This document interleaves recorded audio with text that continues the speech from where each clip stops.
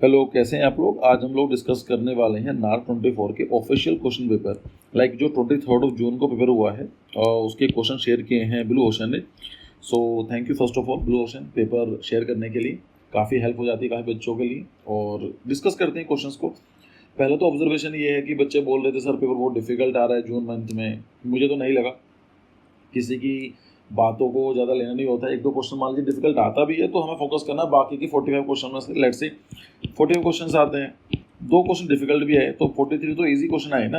आपका टारगेट 120 में से कितना होना चाहिए, 110 के आसपास होना चाहिए। तो वहाँ पर आपको एक रूम मिल जाता है करने का, तो ज़्यादा सोचना नहीं होता। एक दो क्वेश्चन अलग से आ भी रहा है तो ठीक है ना, सबके लिए ऐसा तो हो नहीं सकता ना, पूरी तैयारी कर लें आप।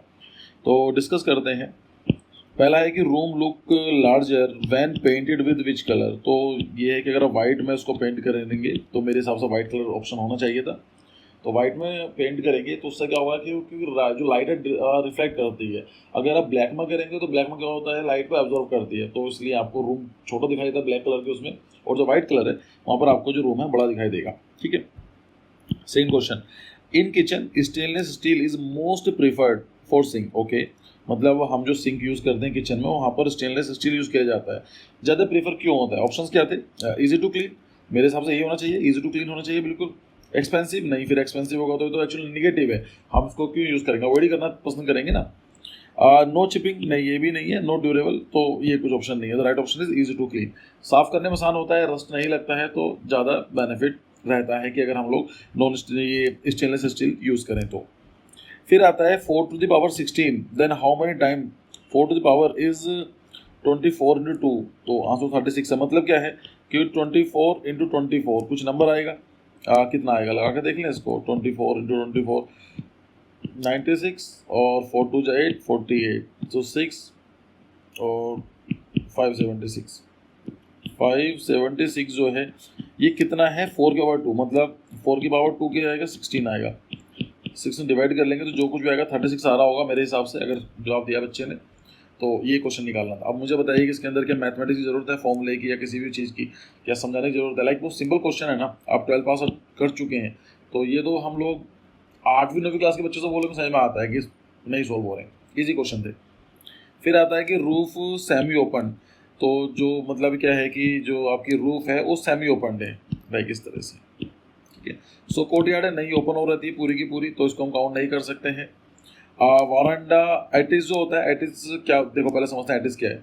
आपने ये पिच रूफ देखी होगी, इस तरह की स्लोपिंग रूफ होती है, जो ये वाला स्पेस होता है उसको बोलते हैं एटिस। टेरिस क्या है, टेरिस तो ऑफकोर्स ओपन ही रहने वाला, तो ये ऑप्शन नहीं है, ये नहीं है। कोर्टयार्ड नहीं है, राइट ऑप्शन इज वारंडा। जो वारंडा होता है it is semi private space रहता है, तो ये ओपन साइड से ओपन भी हो सकता है, तो इसको बोलते हैं सेमी प्राइवेट। ठीक है। फिर क्वेश्चन आया था कि एलईडी और डीबीटी की फुल फॉर्म बताइए। तो एलईडी तो मैंने क्वेश्चन में डिस्कस किया था एक बार कि लाइट एमिटिंग डायोड होती है, इजी क्वेश्चन है, ये तो आपको आना ही चाहिए था।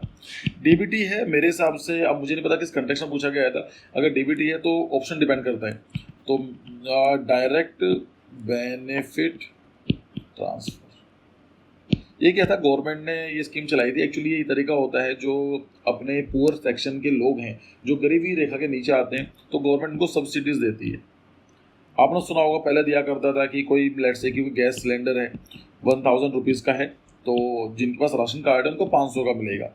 अब वो क्या करते थे कि एक ही दुकान हुआ करती थी, वहाँ 500 का बिक रहा है, वहाँ 1000 का बिक रहा है, तो क्या करते थे 500 रुपये का दिखा देते थे, बेचते 1000 में थे, या फिर कुछ कम में करके लाइक महंगा बेचते थे।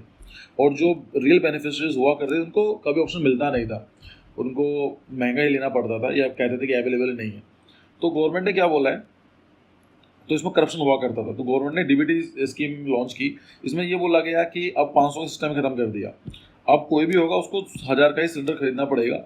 और खरीदने के बाद क्या है, जो गरीब होंगे, जिनको राशन कार्ड होगा, जो बेनिफिशरीज होंगे, उनके डायरेक्टली अकाउंट में आ जाएगा। तो इसलिए बोला गया डायरेक्ट बेनिफिट ट्रांसफर, कि जो बेनिफिट है डायरेक्टली अकाउंट में ट्रांसफर कर दो। ठीक है। फिर आता है next question, mount of dead किसको बोलते हैं, तो मोहनजोदाड़ो को बोला जाता है माउंट ऑफ डेड। इसका मतलब ही एक्चुअली ये होता है। हड़प्पा तो ये तो नहीं है, मोहनजोदाड़ो जो है। राखी गढ़ी जो है ये याद रखना, it is the largest site, सबसे बड़ी साइट है ये। कहाँ पर आपको देखने को मिलेगी, it is present day Haryana में, इंडिया में। ठीक है।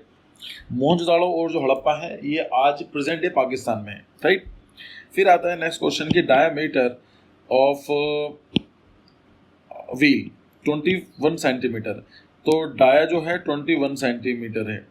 देन 1/3 ऑफ इज रोटेशन क्या होगा, तो रोटेशन का मतलब क्या है, सिंपल सा मतलब क्या आएगा इसका, सर्कमफ्रेंस निकालनी पड़ेगी, जो होता है 2πr होता है, तो 2r इज इक्वल टू मैं d बोल सकता हूँ, तो पाई d बोल देते हैं, तो पाई 22.7, d कितना है इसका 21। क्वेश्चन क्या बोल रहा है कि 1/3, तो 3 से डिवाइड भी कर देंगे इसको, 22 सेंटीमीटर ये आना चाहिए।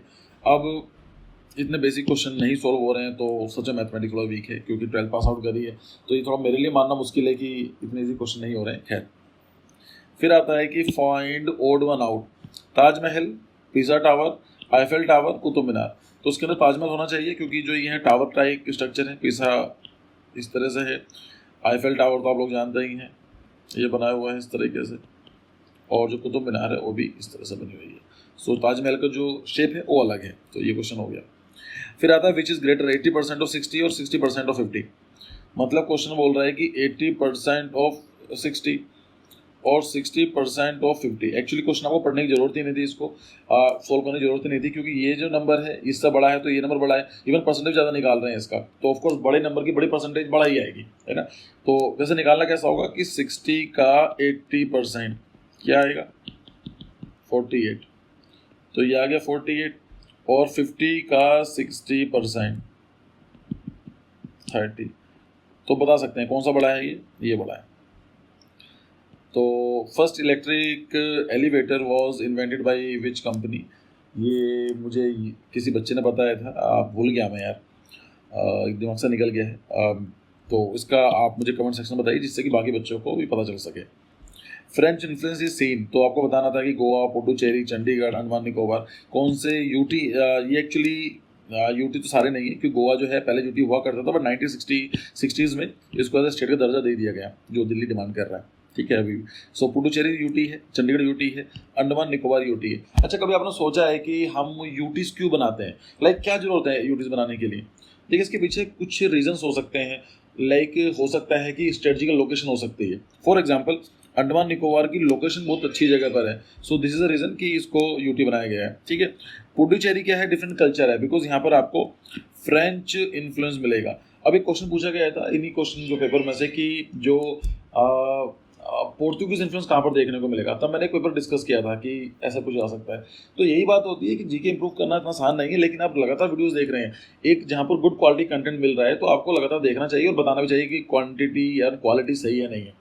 तो फालतू तो वीडियो कोई बना सकता है, लेकिन जो अगर पढ़ाई करनी है तो यस, अगर पुडुचेरी पूछा गया है तो डच पूछा गया था, कुछ और पूछा जा सकता है, राइट।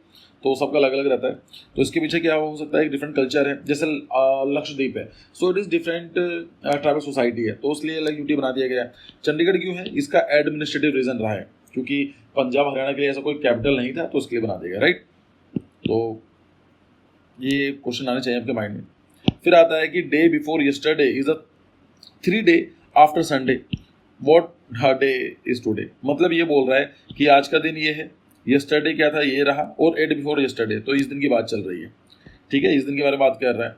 सो ये कह रहा है कि is the 3 day after Sunday, तो संडे के बाद या मंडे, ट्यूसडे, वेडनेसडे, तो संडे के 3 दिन बाद क्या आएगा वेडनेसडे, तो ये कह रहा है कि वेडनेसडे है। तो आज आपको बताना है कि टुडे इज टुडे, ये यस्टरडे है, and before yesterday, so Wednesday, Thursday and Friday. So आज का दिन क्या हुआ, टुडे इज अ फ्राइडे। अब इसमें आपको मैथमेटिक्स से फॉर्मूला नहीं चाहिए, लॉजिक चाहिए। चलिए, फिर आता है लोगो आइडेंटिफिकेशन। तो स्पीड पोस्ट का लोगो दिया गया था, ये मैंने एक लोगो वीडियो बनाई हुई है, 3-4 वीडियो, उनको देख लीजिए, आर्क जेनेसिस चैनल पर हैं। और एक्चुअली वो आप कोई वीडियो देखेंगे लेटेस्ट आर्क जेनेसिस चैनल पर, तो मैंने एक पूरी प्लेलिस्ट मतलब एज ए डिस्क्रिप्शन बॉक्स में डाली हुई है, उन वीडियोज़ को देख लीजिए, काफ़ी फ़ायदा मिलेगा, अच्छे नंबर आपके आ जाएंगे, ठीक है। नेक्स्ट क्वेश्चन, इमेज आइडेंटिफिकेशन दिया गया था, तो एम्ब्रॉयडरी क्या है, फिलीग्री क्या है, बिदरी क्या है, स्टेन ग्लास। तो ये बात देख लीजिए नेट पर जाके, आपको दिख जाएगा। तो उसमें क्या होगा, एक इमेज दे दी गई होगी, लाइक एम्ब्रॉयडरी देनी है तो एम्ब्रॉयडरी दे दी गई होगी, पूछा गया बताइए कौन सी आर्ट है, तो एक बार आप देख लेंगे तो क्लियर हो जाएगा। फिर आता है यूज़ ऑफ मड, तो ये क्या है, एडोब कंस्ट्रक्शन में यूज़ की जाती है। ये जो एडोब कंस्ट्रक्शन है, ये जेई एज वेल एज नाटा का पिछले 2 साल में इतनी बार रिपीट हो चुका है क्वेश्चन, लाइक एवरी ईयर।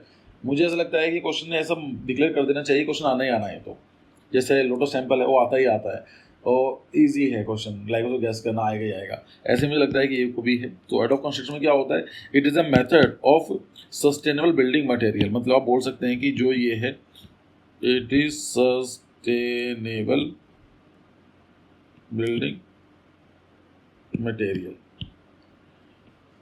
क्योंकि इन्वायरमेंट को नुकसान नहीं पहुंचाता है। इसमें हम लोग मड यूज़ करते हैं, जो पुराना जो रेसिड्यू पार्ट होते हैं ऑर्गेनिक कंपाउंड्स के, उनको यूज़ किया जाता है। लाइक जो ट्री है, प्लांट हैं, जो कुछ बचा कुछ पार्ट होता है उसको हम ऐड कर देते हैं, तो जिससे कि ये अच्छा है। ख़राब हो जाता है तो इन्वायरमेंट को नुकसान नहीं पहुँचाएगा, इसको दोबारा रीयूज़ किया जा सकता है। ठीक है, ये आता है। फिर आता है कि आइडेंटिफाई दी वर्क ऑफ ली कॉर्बूजियर। तो नोत्र दमे जो देहांत है, तो ये दी गई होगी इमेज और उसको बताना था किसका प्रोजेक्ट है। तो इसलिए जो फेमस आर्किटेक्ट्स हैं उनके जो इमेज प्रोजेक्ट्स हैं उनको जरूर याद कर लीजिए, देख लीजिएगा। फिर आता है प्रीकास्ट कंक्रीट जो है उसका क्या फ़ायदा, कास्टिंग में काम आता है नहीं, फॉर्म वर्क में काम आता नहीं, pre fabrication, yes precast concrete मतलब प्री फैब्रिकेशन के लिए है और रिइंफोर्समेंट का नहीं। तो ये क्वेश्चन ईजी था। फिर कुछ ड्राइंग के क्वेश्चन पूछे गए थे कि royal logo for cutting edge software, मतलब एक कंपनी है जो कटिंग के सॉफ्टवेयर बनाती है, उनके लिए लोगो डिज़ाइन करना था। And from using only 2 colour, 2 he colour आप यूज़ कर सकते थे। तो कौन सा कलर यूज़ करेंगे, तो रेड एंड ब्लैक यूज़ किया जा सकता है, क्योंकि जो रेड है वो इनोवेशन को दिखाता है, ऑरेंज यूज़ किया जा सकता है, ब्लैक कलर एक लग्जरी को दिखाता है, तो मॉडर्निज्म को दिखाता है, ये कलर यूज़ किए जा सकते हैं। क्या क्या तरीके हो सकते हैं, इसके ऊपर डेडिकेटेड वीडियो बनाई जा सकती है। लाइक एक काम करेंगे कि आई विल ट्राई कि मेक का वीडियो जहाँ पर हम लोग 5-6 लोगों के क्वेश्चन डिस्कस कर लेंगे कि क्या अप्रोच होनी चाहिए। ठीक है, ये करेंगे। Make a composition with 9 brick showing edge effect of light and shadow.